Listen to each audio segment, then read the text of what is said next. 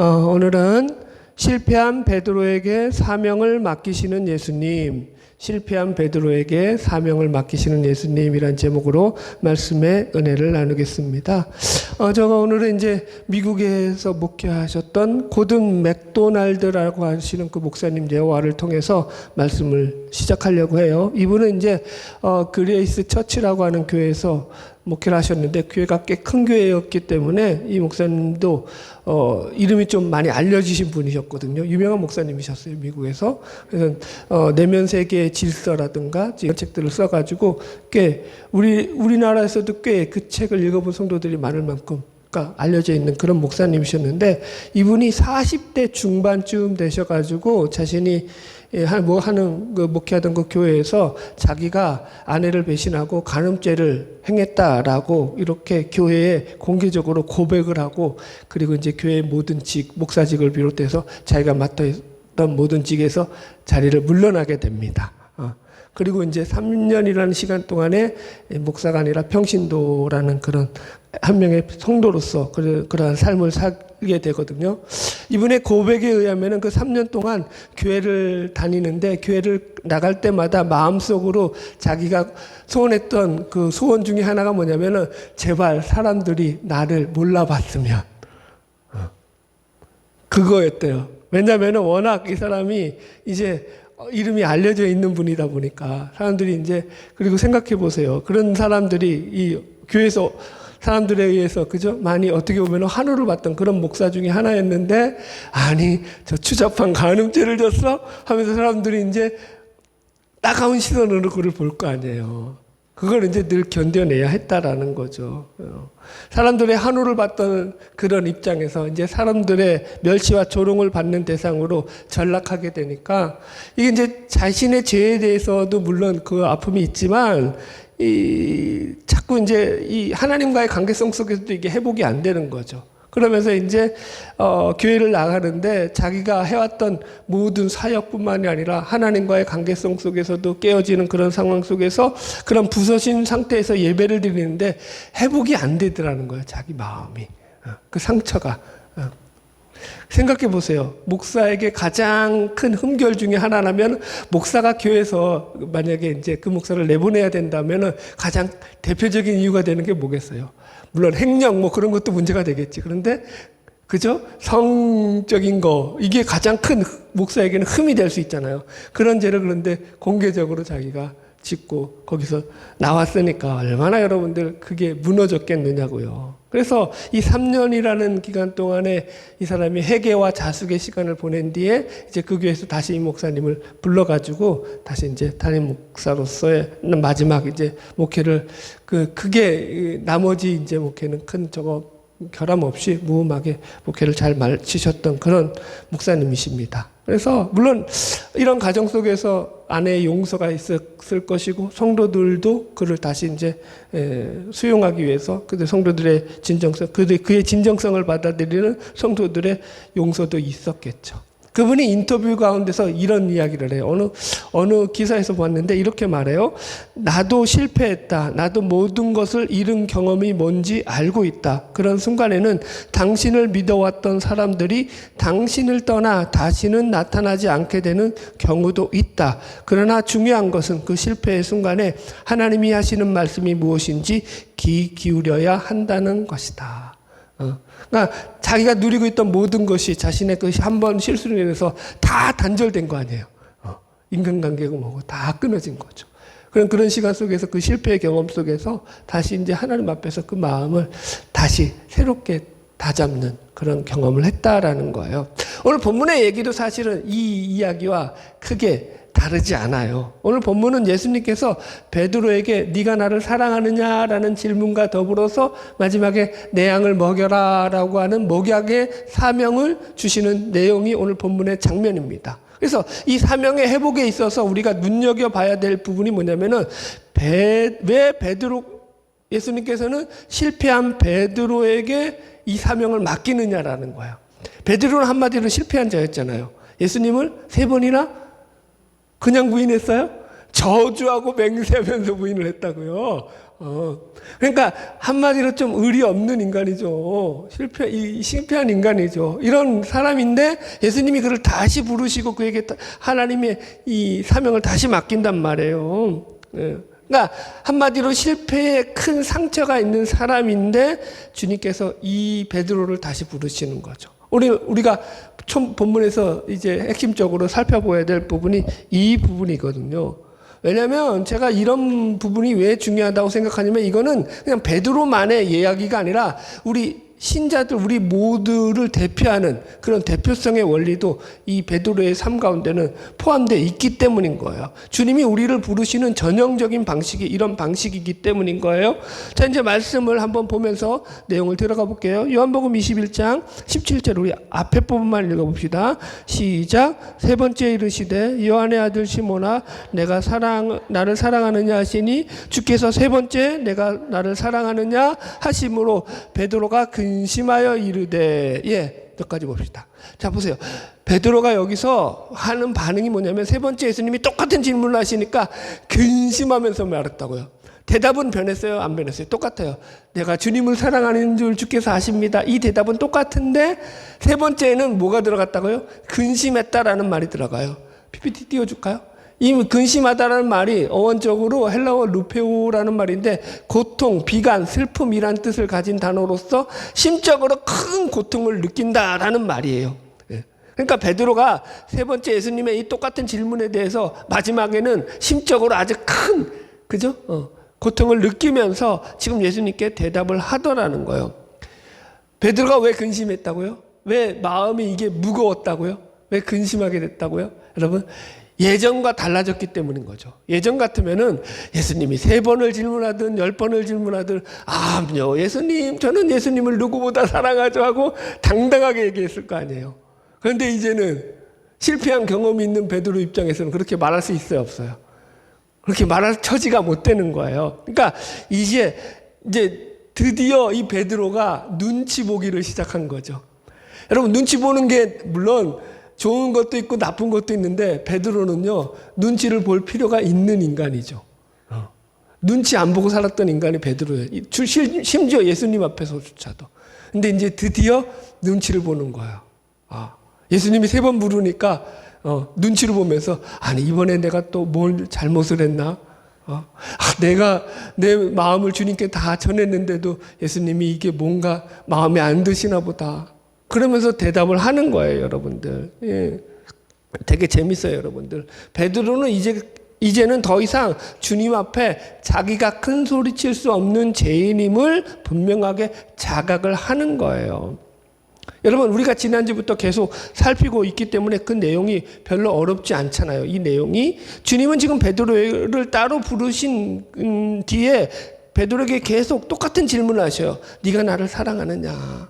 이건 헬라어 원어적으로는 처음에는 아가페오메라고 했다가 이제 세 번째는 필레오메로 나와요. 그래가지고 이게 아가페와 필레오가 막 번갈아 쓰면서 이게 복잡하게 되세요. 원어적으로는 헬라어. 근데 보세요. 생각해 보세요. 예수님이 이거는 지금 헬라어로 지금 성경이 번역된 거거든요. 예수님은 그러면 그때 헬라어를 쓰셨을까요? 아람어를 쓰셨을까요? 원어는 뭘까요? 아람어예요, 아람어. 이해하셨어요? 그러니까 필레오가 중요하고 아가페가 사실은 그렇게 중요한 게 아니에요. 이 아람어에서는 사랑은 똑같은 단어예요. 지금 우리 식으로 이제 막 복잡하게 구분해서 그런 거지. 자, 그러니까 이게 무슨 말이냐면은 지금 예수님 앞에 똑같은 네가 나를 사랑하느냐는 질문을 받고 베드로는 똑같이 내가 주님을 사랑하는 줄 주께서 아십니다 대답하고 난 뒤에 예수님은 또 똑같이 대답을 하시는 거예요. 너 내 어린 양을 먹여라. 내 양을 쳐라. 내 양을 먹여라. 3번 이렇게 대답을 하시더라는 거예요. 그래서 어느 목사님은 이걸 갖다가 주님의 대권 이양식이다 이렇게 표현을 해요. 거창하죠. 주님의 대권 이양식. 주님의 대권을 베드로에게 이양해 주는 거예요. 여러분들.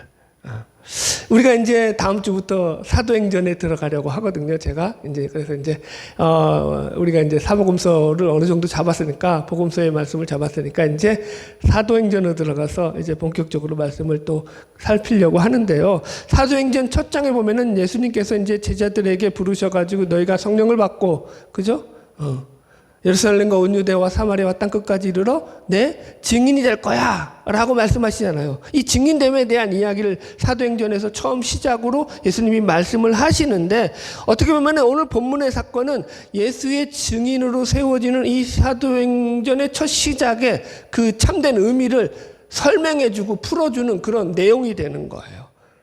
그러니까 이 사건이 오늘 본문의 사건은 어떤 의미가 있냐면은 우리가 사도행전으로 넘어가기 전에 사도행전에서 예수님의 증인으로 우리가 세워지는 그 성령을 받아서 세워지는 그 과정 가운데 그 징검다리 어떻게 우리가 그렇게 예수의 증인으로 세워질 수 있는지를 알려주고 이해시켜주는 그 징검다리 역할을 하는 게 바로 이 요한복음 21장의 전체적인 내용입니다. 이 베드로 사건도 마찬가지죠. 그래서 아까도 얘기했지만 베드로 이 개인의 사건을 베드로 한 명에게 국한시킬 필요가 없고 이게 베드로가 모든 예수 믿는 신자들을 대표하는 그런 대표자로서 우리가 이해하면 돼요. 그런데 그 대표가 어떤 대표냐면은 성공자로서의 대표가 아니라 실패자로서의 대표라는 거예요. 그죠?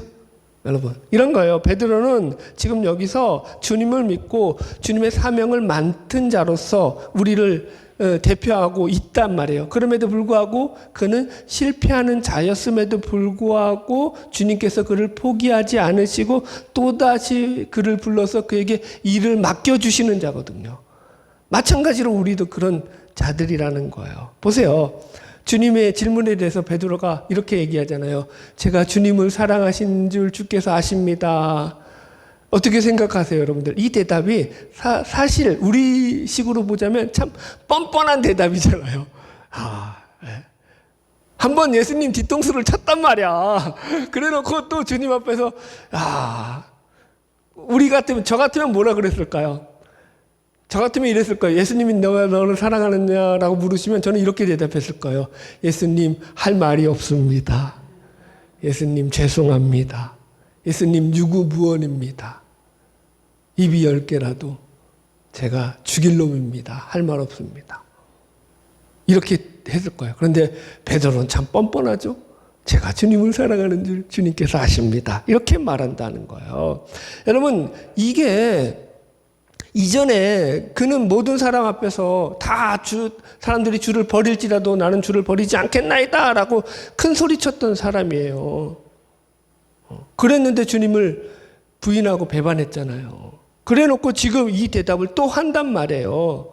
그러니까 이게 뭐냐면 주님이 지금 대권 이양식을 거행하는데 이 대권 이양식의 그 이양받는 그 대표자가 그죠? 왕이 계승을 하는데 그 왕의 계승을 받는 그 왕세자가 하필이면 배신자라는 거예요. 실패자라는 거예요. 우리 시기로는 탐탁치 않은 자라는 거예요. 이런 거죠, 여러분. 제가 만약에 우리 교회 이제 후임 목사를 뽑는다고 합시다. 아직 은퇴할 날이 10년이 훨씬 더 남아서 걱정하지 마세요. 이거 그냥 예를 드는 거예요. 우리 교회가 막 부흥해서 엄청 많은 사람들이 왔어요. 그래 놓고 이제, 그렇게 되기를 소망합니다. 여튼, 그래서 이제 제가 이제 은퇴하면서 제 후임을 세우는데, 여러분, 어떤 사람을 후임을 세우겠어요? 저 같으면. 우리 같으면 상식적으로. 목회 어디서 잘하고 있고 말씀 열심히 전하고 성실하게 살아가는 유능한 젊은 목사를 뽑아가지고 세우지 않겠어요? 목회에 실패를 해가지고 저기 산골에 숨어서 몰래 그렇게 아까 고든 맥도날드처럼 그런 죄를 짓고 그렇게 그런 사람을 갖다가 세우진 않을 거 아니에요. 그죠? 지금 그런데 예수님이 이런 베드로를 세우는 거거든요. 그러니까 어떻게 보면은 인간적인 셈법으로는 이게 좀 잘 안 맞는 거예요. 얼마 전에 이제 미국에서 목회를 하고 계시는 우리 최 권사님 사위 되시는 목사님이시거든요. 목사님도 미국에서 이제 교회를 크게 하고 계시는데 이 목사님이 이런 설명을 하셔요. 목회 가운데서 이민 목회가 어렵다라는 말씀을 저한테 이제 들려주시는데 왜 이민 목회가 어렵냐면은 이제 사람들이 이민을 가서 살아가는 것이 이제 이민자들이 물론 자신들이 먹고 살기 위해서 이민을 간 것이지만 자신들이 선택한 것이지만 그럼에도 불구하고 그 마음 한켠에서는 자기 조국을 버렸다라고 하는 그런 마음이 있다라는 거예요. 조국을 버린 자라고 하는 자기 상실감이죠. 어떻게 보면은. 그런 마음의 그 상처들이 다 이민 온 사람들의 마음속에 한켠에 있다라는 거예요. 그래 여러분들 그 마음이 여러분들 쉽지 않잖아요. 그러니까 그 마음을 잘 헤아리고 돌봐서 해야 되는 게 이민 목회의 어려운 점이다. 이런 이야기를 하시는 거예요. 제가 그 이야기를 듣는데 참 공감이 가더라고요. 지금 여러분 본문에서 우리가 초점을 맞춰야 되는 부분이 바로 이런 부분이에요. 주님은 왜 사명을 맡기실 때에 이런 쓰라린 경험을 필요로 하는가? 우리들에게 예수님께서 사명을 맡기실 때에 실패 없이 잘 나가고 승승장구하고 뭐든지 능력 있고 그죠? 그런 사람에게 사명을 맡기면 잘 될 것 같잖아요. 우리도. 그런데 그렇지 않고 쓰라린 실패의 경험을 한 이 베드로를 주님은 불러 세우셔서 그 일을 맡기시더라는 거예요. 왜 그러느냐라는 거죠. 이건 여러분들 답이 아주 정해져 있어요. 뭐 때문에 그럴까요? 예수님께서. 이게 왜 그러냐면 주님은 우리 안에 있는 죄성을 깨부시는 작업을 계속해서 하셔야 되기 때문인 거예요. 우리 안에 있는 죄성이 깨부셔야 되는 거예요. 주님께서 제자들로 하여금 하나님 나라의 사역을 맡기시는 데 있어서 가장 큰 걸림돌 중에 하나가 뭐냐면은 자기중심성이에요. 죄가 뭐라고요? 자기중심성. 우리 교인들은 무조건 그렇게 외우세요. 죄는 자기중심성이다. 그렇게 외우시면 틀리지 않아요. 주님이 제자들에게 늘 하셨던 말씀이 뭐냐면 공생의 기간 동안에 이런 말씀을 늘 하셨어요. 마태복음 16장 24절 아무든지 나를 따라오려거든 자기를 부인하고 자기 십자가를 지고 나를 쫓을 것이니라. 그렇지 않은 자는 내게 합당치 아니하니라. 나를 따라오는 자는 다 어떻게 해야 된다고요? 자기를 부인하고 자기 십자가를 지고 나를 쫓아야 돼. 자기 부인, 자기 십자가를 진다는 게 곧 자기 중심성을 깨부수는 거예요. 여러분들. 여러분 신앙이라는 게 그거예요. 철저하게 자기의 죄인됨을 고백하지 않고 주님 앞에 서지 않는 한 그 사람은 온전한 그리스도인이 될 수가 없어요. 여러분 자기의 죄인됨을 고백하지 않는데 진정한 회개가 있을 수 있을까요? 없어요. 여러분들. 우리가 지난주에 다뤘던 말씀은요. 그래서 예수님이 네가 나를 사랑하느냐라는 이 질문을 사랑이라는 주제로 다뤘잖아요. 오늘은 이 주제를 가지고 자기중심성을 깨부수는 문제로서 이 부분을 풀어볼게요. 15절에서 예수님께서 요한의 아들 시몬아 너가 이 사람들보다 더 나를 사랑하느냐라고 말씀했다고 했죠. 이때 이 사람들보다 더 나를 사랑하느냐라고 물으셨어요. 이 사람들이라는 말이 원어적으로 보면 이게 사람도 되고요. 사물도 된다고 했어요. 그죠? 그러니까 이걸 우리식으로 좀 더 풀어 말하자면 이런 거예요. 요한의 아들 시몬아 네가 가장 사랑하고 있는 그 무엇보다도 네가 더 나를 사랑하느냐라고 묻는 거죠. 그러면 보세요. 가장 사랑하는 게 도대체 뭐예요? 내가 가장 사랑하는 게 뭐죠? 자기 자신, 자기 사랑, 자기 중심적인 자기 사랑이죠. 이것보다 여러분들 우리가 더 무서운 게 없어요. 뭐 이거 설명 안 들어도 뭐 이거 여러분들 공감하시죠? 네. 여러분, 그거 있잖아요. 뭐 있죠? 내로남불인가 뭔가? 남이 하면은 불륜이고 내가 하면 로맨스. 인간은요 끝이 없어요, 여러분들. 지금 주님의 질문은 그래서 네가 다른 사람들보다 더 나를 사랑하느냐 이 질문을 이렇게도 바꿀 수 있어요. 네가 가장 사랑하는 너 자신조차도 너가 내려놓을 수 있겠느냐 이거 물으시는 거거든요. 그래서 이렇게 자기중심성이 깨어지는 것을 가지고 김남준 목사님은 이걸 자기 깨어짐이다라고 해석을 하거든요. 이분은 총신대 교수시면서도 교회에서 목회를 하시는 분이에요. 그분이 쓰신 유명한 책이죠. 자기 깨어짐이라는 책이 있어요. 좋은 책이에요. 이런 건 사서 읽으셔도 무방합니다. 제가 읽어드릴게요. 그 책에 이 자기 깨어짐을 이렇게 정의하고 계셔요. 이것이 단순한 권리 포기라든가 내려놓음 같이 자신의 소유권을 포기한다는 그런 개념이기 이전에 죄에 대한 사랑과 거기에 기반한 자기의에 대한 신뢰, 즉 하나님을 신뢰해야 하는데 자기를 신뢰하는 자기의에 빠져있는 죄성이 하나님의 뜻을 거스리는 죄의 본성을 깨트리는 것, 파괴하는 것이 곧 자기 깨어짐이다. 이렇게 말해요. 그러니까 자기의에 빠져 있는 죄성. 이거 하나 틀렸어요. 이거 죄성까지가 끊어야 돼요. 죄성 이가 아니라. 그래서 하나님의 뜻을 거스리는 이것을 깨트리는 게 곧 자기 깨어짐이다. 이렇게 말해요. 여러분, 우리가 예수님을 믿고 내 삶의 주인으로 예수님을 고백하며 살아간다고 하지만 그럼에도 불구하고 우리는 제 영향력으로 말미암아 끊임없이 자기 의를 쫓아가는 그런 본성이 우리 안에 있다라는 거예요. 그래서 예수를 믿는다고 하면서도 여전히 우리는 자기 의를 쫓아서 살아가기 열심히 일하고요. 우리의 열심이 여러분들 점검해 봐야 될 게 어떤 거냐고요. 그런 부분에 자기중심 속에 나오는 열심, 자기의, 자기선. 하나님은 우리에게 사명을 맡기실 때 반드시 제일 먼저 점검하는 부분이 이 부분이라는 거예요. 네 중심성 깨트릴 수 있겠느냐. 그렇지 않고는 내일 맡을 수 있다 없다. 없다. 바울은 이것을 자기는 날마다 죽노라라는 말로 표현을 해요. 고린도전서 15장 31절이에요. 제가 안 올렸나요? 워낙 제가 정신이 없어서 올렸는지 안 올렸는지도 몰라. 같이 읽읍시다. 시작. 형제들아, 내가 그리스도 예수 우리 주 안에서 가진 바 너희에 대한 나의 자랑을 두고 단언하노니 나는 날마다 죽노라. 고린도전서 15장은 유명한 부활장이에요. 이 부활장에서 이 사도 바울이 세례에 대한 이야기를 하다가 이 이야기를 하는 거예요. 나는 날마다 죽노라. 여러분, 기독교는 물론 부활의 종교예요. 그래서 그 부활은 반드시 죽음 위에 세워져야 하는 거예요. 죽음이 없이 부활이 있을 수 있어요? 없어요? 없어요. 그래서 죽음 뒤에 부활이 있는 게 기독교 복음이거든요. 그런데 우리는 다 죽음을 건너뛰고 부활하려고 하잖아요. 그러니까 신앙이 엉망이 되는 거거든요. 왜 여기서 세례를 얘기하냐면 세례라는 게 예수 그리스도에 연합된 삶이에요. 예수 그리스도와 연합하는 것.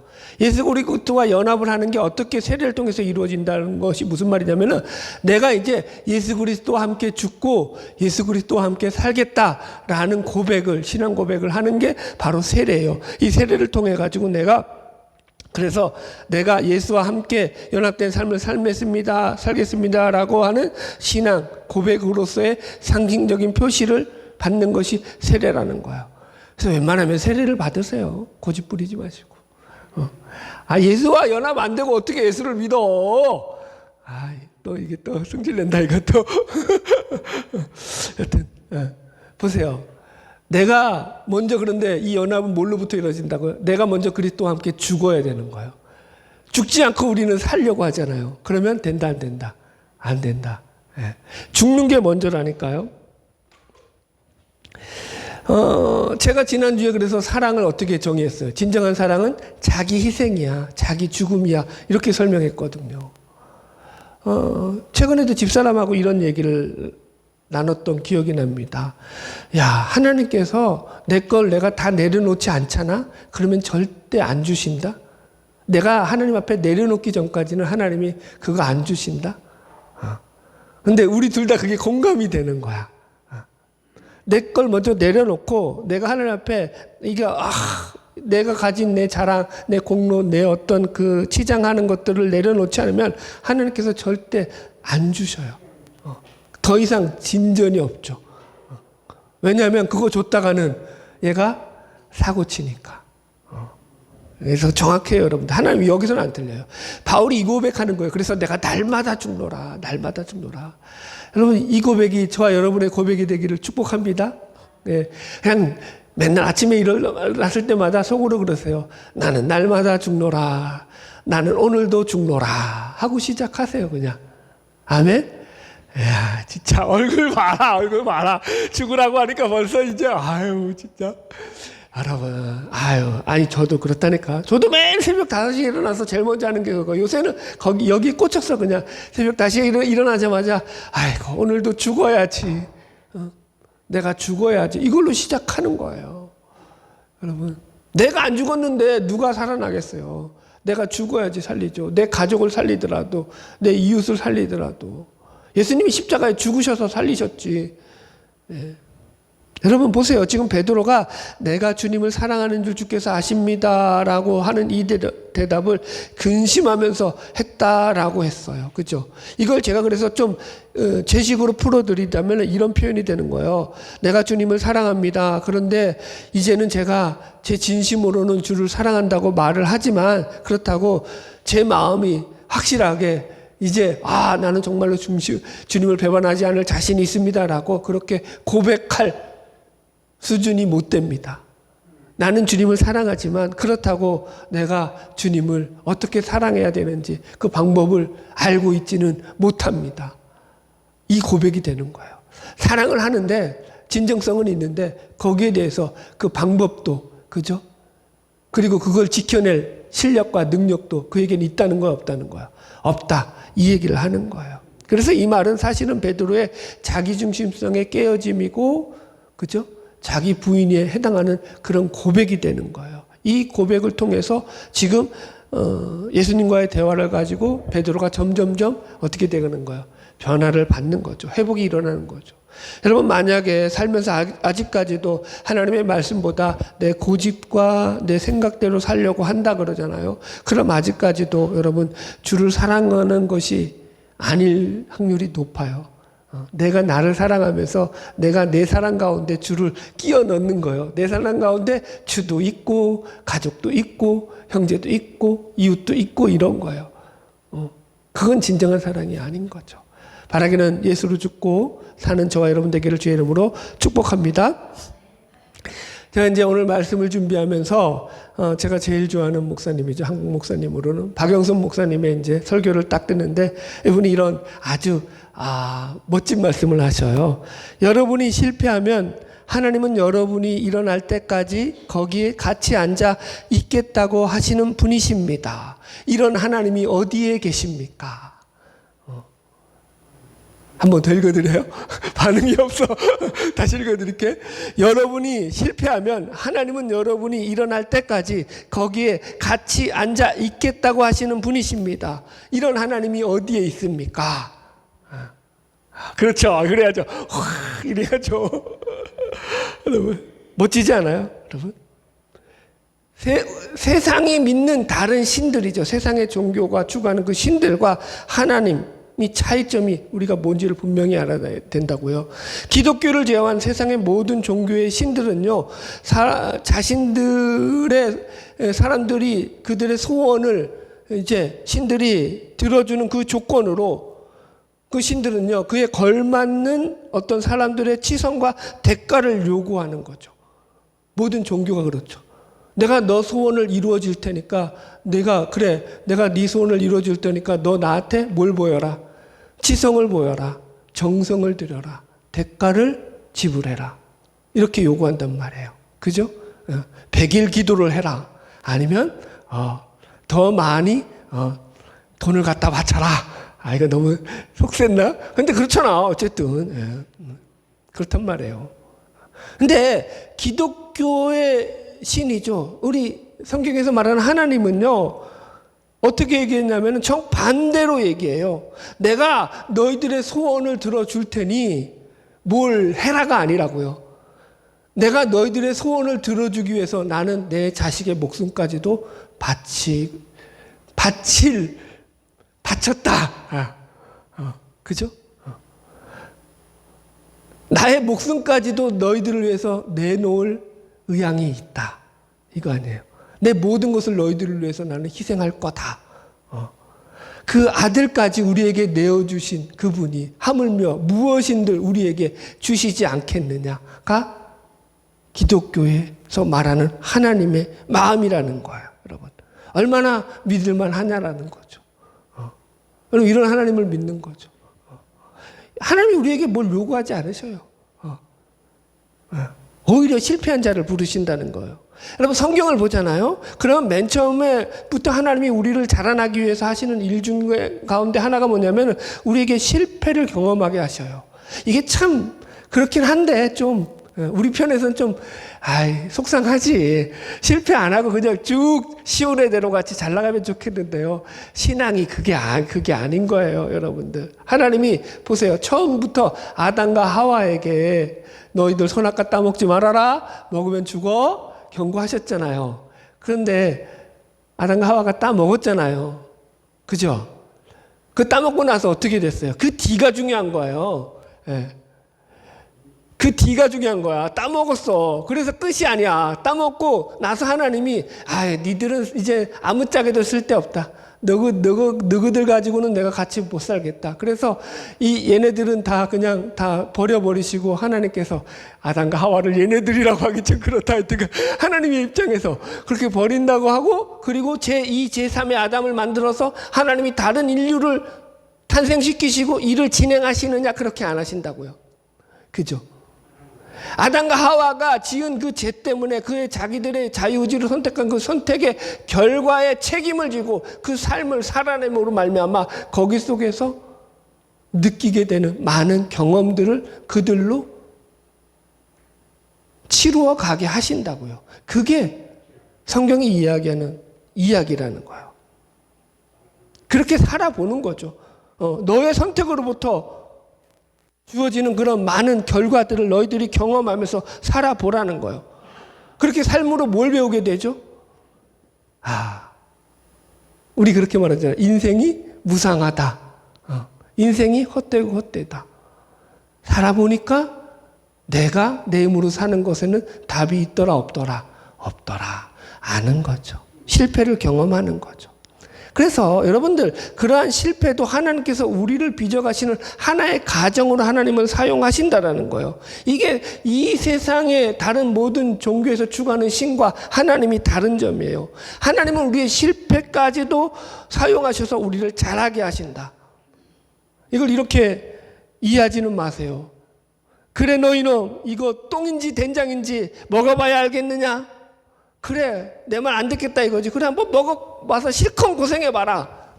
하나님이 우리에게 막 그냥 일부러 고생하라고 이렇게 하시려고 하시는 게 아니에요.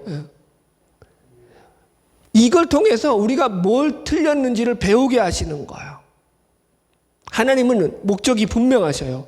너희가 실패를 통해서 그것을 교훈 삼아서 자라나라는 거예요. 그래서 더 이상 그것으로 핑계대지 못하게 하시는 거죠. 여러분, 성경의 재미있는 포인트 중에 하나가 하나님께서 사람을 부르실 때 그 상황을 보면 대개 그 사람이 큰 좌절과 절망 가운데 깊은 수렁에 빠지기 일보 직전이거나 빠져 있거나 할 때 그들을 부르셔요. 야곱이를 어때 부르셨죠? 네.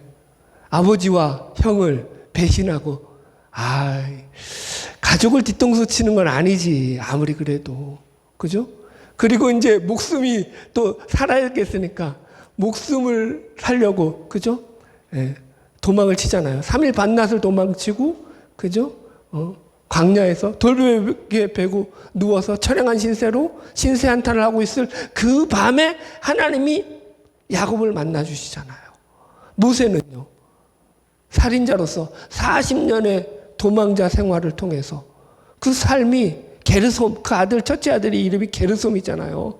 이게 완전히 쉽게 말하면 우리식으로 좀 너무 의역하긴 한데 쓰레기 같다라는 표현이에요. 아무짝에도 쓸모없다라는 거예요. 자기 인생을 그렇게 자기가 평가했다고요.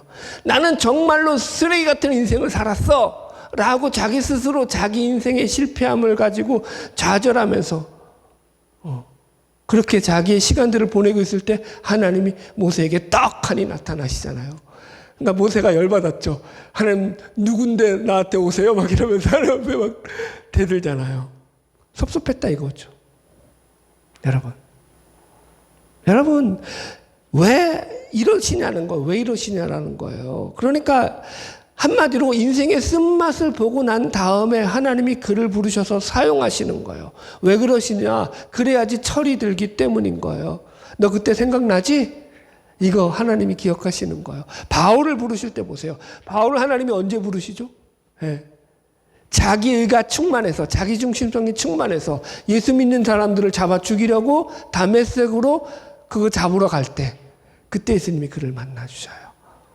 자기는 진짜 열심을 냈단 말이에요. 이게 하나님의 의를 세우는 일이라고 자기는 굳게 믿었었죠. 그게 하나님을 대적하는 일인지 꿈에도 몰랐다니까요. 그때 예수를 만나는 거예요, 여러분.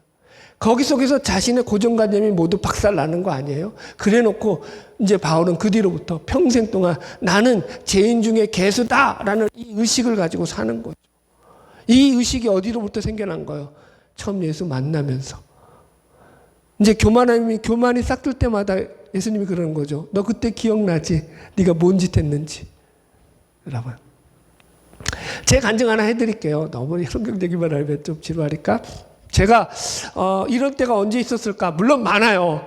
얼마나 많겠어요. 여러분들은 얼마나 많겠어요. 저도 마찬가지예요. 실패한 경험들이야 뭐 한도 끝도 없죠. 근데 딱 하나만 제가 이제 예를 드릴게요. 가장 따끈따끈한 최근의 예를 들어드릴게요. 제가 가장 최근에 실패한 경험이 언제였냐면은 아마 5, 6년 전이에요. 그때 이제 처음 제가 설교를 유튜브에 올리면서 그때 이제 막 제가 강의했던 설교를 올리기 시작할 때였어요. 여러분들, 유튜브에 제 설교 잘 올라오고 있습니다. 시간 날 때마다 열심히 올리셔가지고 조회수 올려주세요.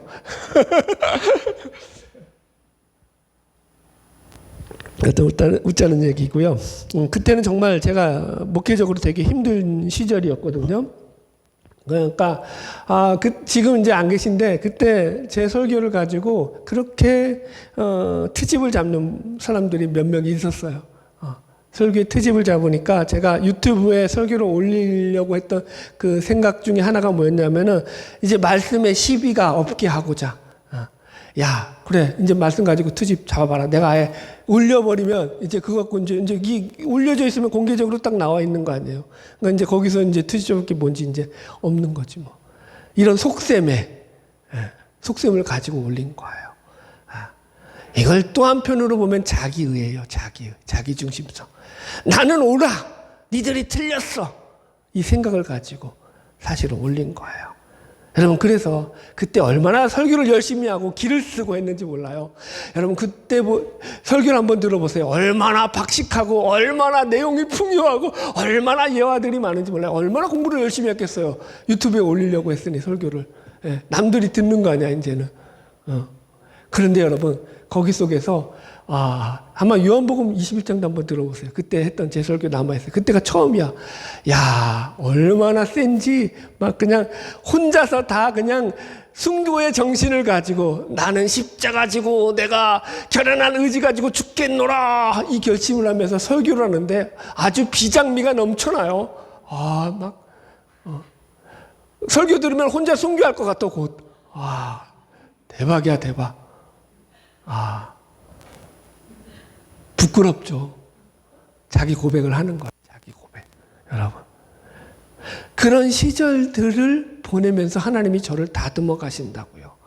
그냥 다듬어주면 얼마나 좋겠어요. 근데 그게 안 되는 거죠.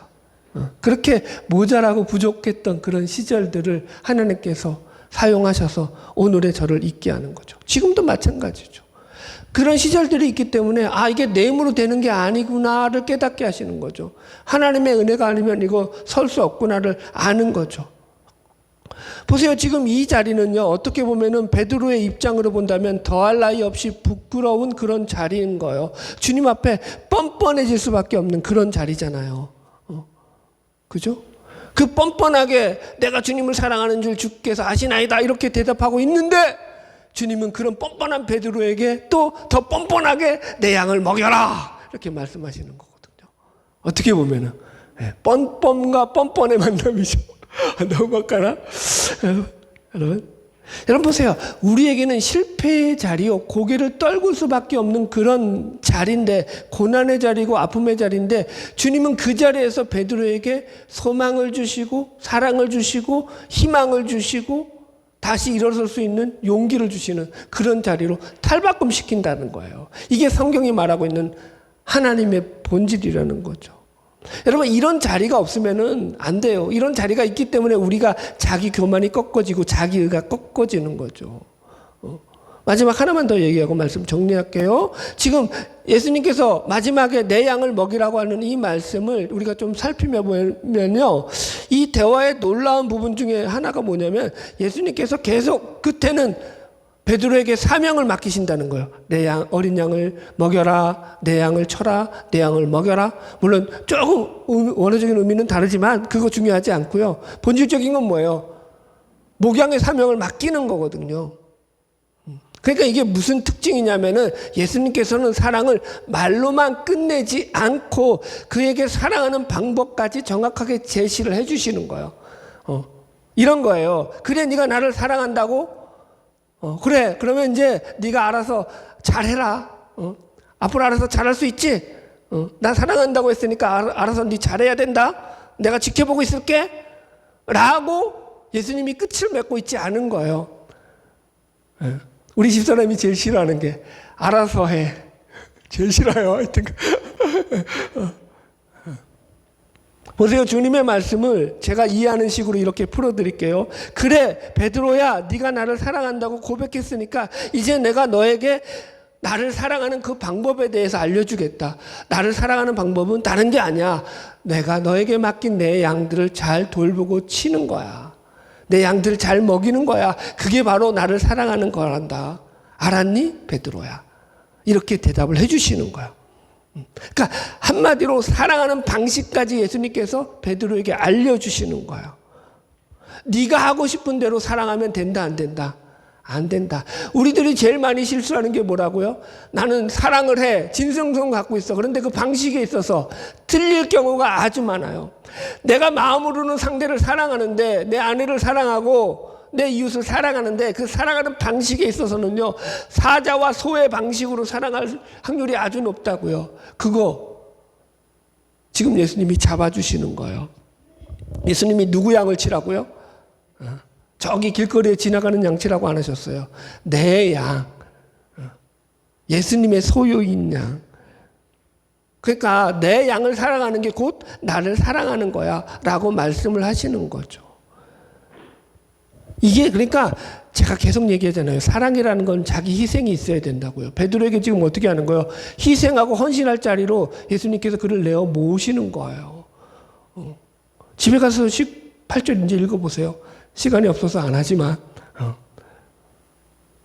네가 이제 나중에는 네 팔을 벌리리니 남이 내게 네 띠띠우고 원하지 않는 곳으로 데려가리라. 네 원대로, 네 욕심대로, 네 마음대로 사는 거 아니야. 내가 네 인생의 모든 길을 인도할 거야. 팔 벌린다는 게 뭐예요? 십자가 진다라는 거잖아요. 그런 삶을 살게 할 거야. 어마어마한 삶이죠, 여러분들.